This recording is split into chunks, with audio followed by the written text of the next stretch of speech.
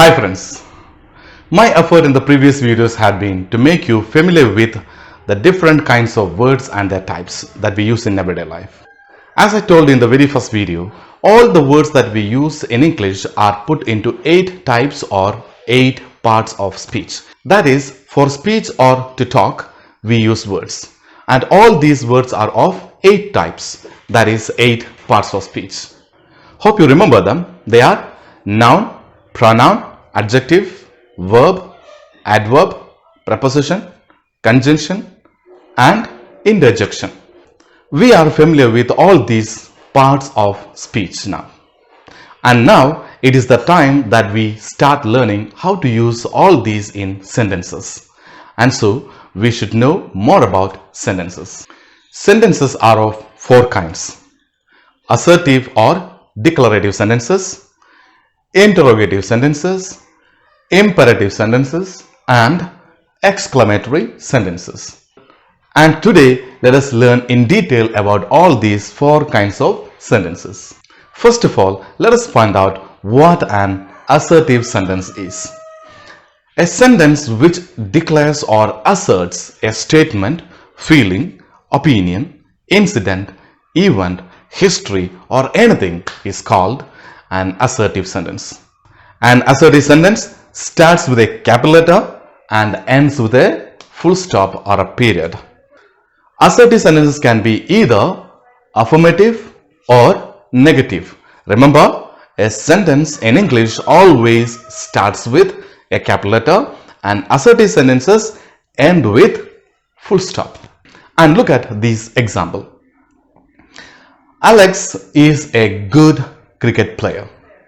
It's a positive sentence. Anish is not a good player. So since there is not in the sentence, it's a negative sentence. So Alex is a good cricket player is an example of an assertive sentence which is positive. Anish is not a good player is an example of an assertive sentence which is negative. As I told you, an assertive sentence always starts with a capital letter and ends with a full stop or a period. Now let us find out what interrogative sentences are. Interrogative sentences ask direct questions and are punctuated at the end with a question mark. What are you doing? Are you happy? Do you like chocolates? Where are you going?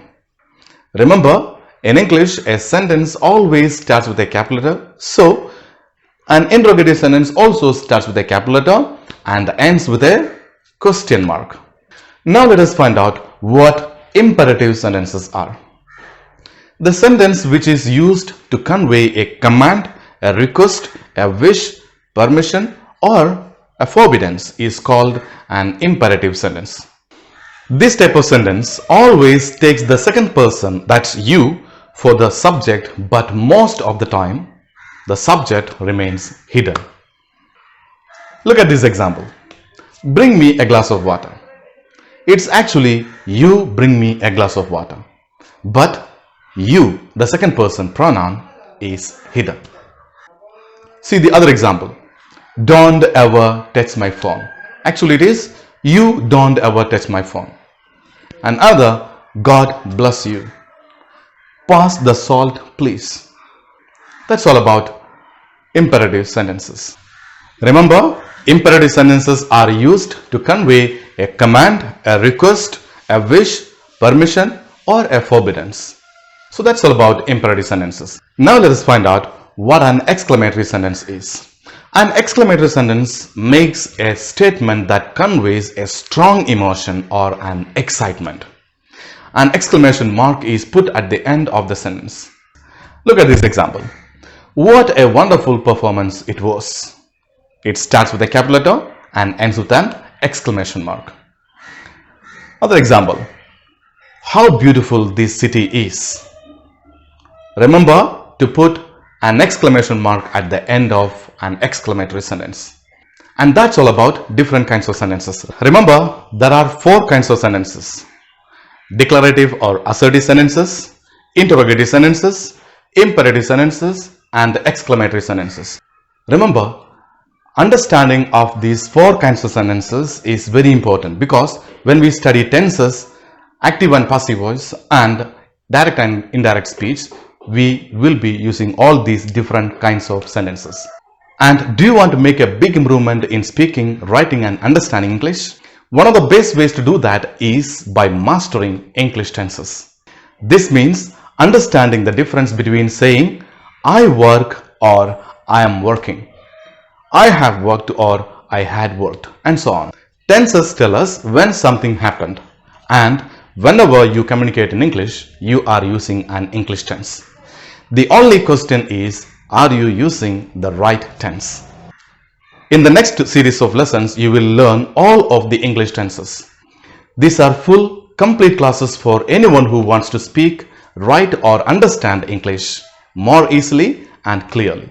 With each tense, we will go step by step from beginning to end, and we will do a lot of practice along the way. Remember, tenses give structure to the language. If your structure is weak, your English will be weak. But if your structure is strong, your English will be strong.